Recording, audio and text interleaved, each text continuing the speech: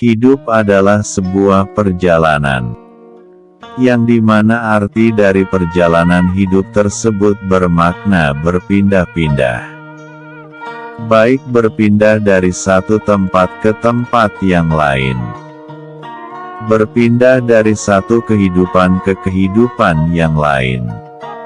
Ataupun berpindah dari satu alam ke alam yang lain. Di dalam ajaran Sunda Kaelingan, memaknai perjalanan kehidupan amatlah panjang, yaitu melewati 9 alam. Dari mulai alam penciptaan atau alam ngeherang, sampai dengan alam pengembalian atau alam medal.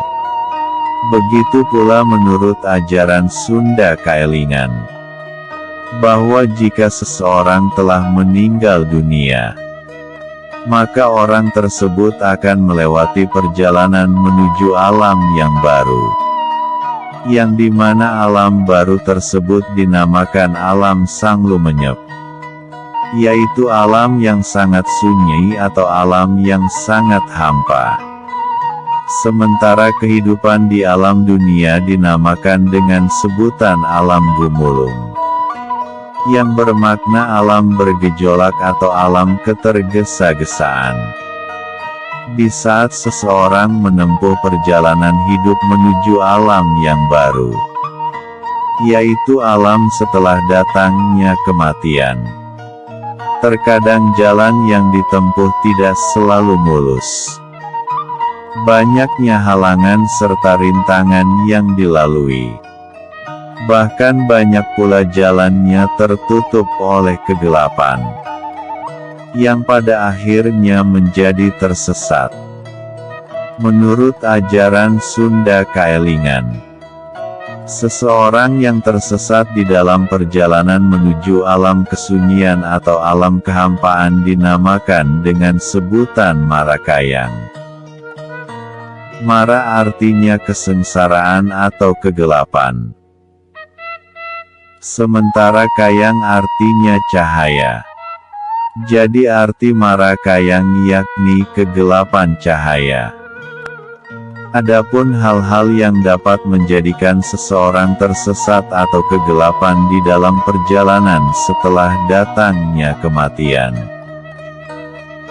itu semua dikarenakan dari perilaku-perilaku buruk orang tersebut, sewaktu hidup di alam dunia. Adapun perilaku buruk sewaktu hidup di alam dunia, yang mengakibatkan tertutupnya atau terhalanginya jalan, di saat menuju ke alam yang baru, yaitu dinamakan dengan sebutan durirang. Adapun durirang atau perilaku buruk sewaktu hidup di dunia tersebut, menurut ajaran Sunda Kaelingan terdapat 9 durirang, atau 9 perilaku buruk yang dapat menghalangi jalan menuju alam yang baru. Durirang yang pertama, yaitu durirang nyaring, yang dimana makna dari durirang nyaring tersebut yakni bahwa seseorang di waktu hidup di alam dunia melakukan penutupan atau menghentikan hidup seseorang, yang artinya membunuh manusia, baik membunuh manusia yang masih berada di dalam rahim, ataupun membunuh manusia yang sudah hidup di alam dunia. Jadi salah satu penutup jalan menuju ke kehidupan setelah datangnya kematian yaitu membunuh manusia. Durirang yang kedua bernama durirang pacang, yang dimana makna dari durirang pacang tersebut yaitu seseorang yang melakukan penutupan jodoh atau menghancurkan kebahagiaan rumah tangga orang lain. Jadi hal kedua yang dapat menutup jalan setelah datangnya kematian yaitu menutup jodoh atau kebahagiaan rumah tangga orang lain. Setelah itu berlanjut ke durirang yang ketiga, yaitu durirang walung. Adapun makna dari durirang walung tersebut yakni seseorang dengan sengaja menutup aktivitas jalan yang biasa dilewati oleh orang-orang. Atau orang Sunda menamakannya tali alas atau jalan. Jadi salah satu durirang atau penghalang jalan setelah datangnya kematian yaitu menutup jalan akses manusia. Kemudian durirang yang keempat yakni durirang hariwang. Yang dimana makna dari durirang hariwang tersebut yaitu seseorang dengan sengaja membatasi kebebasan orang lain. Contohnya memenjarakan orang yang tidak bersalah, menyekap, menculik, menjajah, serta menjadikan seseorang sebagai budak piaraan.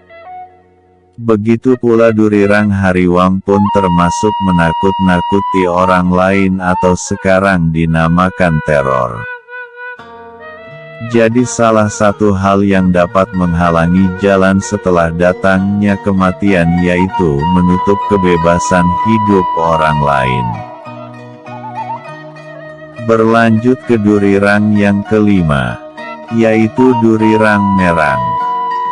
Adapun makna dari durirang merang yakni seseorang yang menutup permintaan maaf orang lain. Jadi salah satu penghalang jalan di saat datangnya kematian yakni menutup permintaan maaf orang lain. Berlanjut ke durirang yang keenam, yaitu durirang tuang. Yang dimana makna dari durirang tuang tersebut yakni seseorang yang dengan sengaja menutup rizki orang lain. Bisa juga dengan sengaja menutup usaha orang lain. Baik dengan jalan kasar ataupun dengan jalan halus atau guna-guna.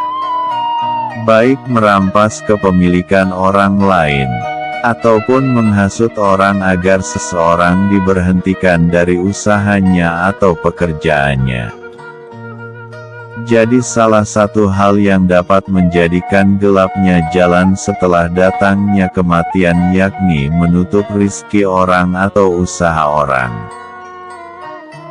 Setelah itu masuk ke durirang yang ketujuh yaitu durirang dablong. Yang dimana makna dari durirang dablong yakni seseorang dengan sengaja menutupi atau membohongi sebuah kebenaran.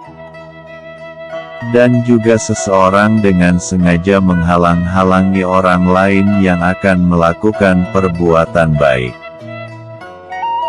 Jadi makna dari durirang dablong yakni menghalangi sebuah kebenaran. Berlanjut ke durirang yang kedelapan yaitu durirang laing. Adapun arti dari durirang laing tersebut yakni bahwa seseorang dengan sengaja melakukan pemutusan hubungan kekeluargaan orang lain. Contohnya memutuskan hubungan antara anak dengan orang tua.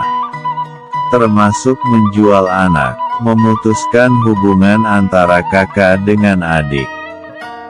Memutuskan hubungan antara kakek dengan cucu. Ataupun dengan sesama saudara. Jadi makna dari durirang lain yaitu memutuskan hubungan keluarga. Dan durirang yang terakhir atau durirang yang kesembilan yaitu durirang hiang. Yang dimana arti dari durirang hiang tersebut yaitu seseorang dengan sengaja melakukan atau menghasut orang lain supaya tidak mempercayai Tuhan yang Maha Tunggal. Baik itu melakukan lewat ucapan, lewat perbuatan, ataupun lewat pemikiran, yang dimana ajakan atau hasutan tersebut tujuannya untuk tidak mempercayai Tuhan. Contohnya mengajak untuk pesugihan, mengajak untuk menyembah atau meminta kepada benda, serta mengajak untuk mengabaikan perintah Tuhan. Jadi makna dari Duri Ranghyang yakni mengajak untuk tidak percaya terhadap Tuhan. Demikianlah 9 duri rang atau perilaku buruk yang dapat menghalangi jalan setelah datangnya kematian menurut ajaran Sunda Kaelingan.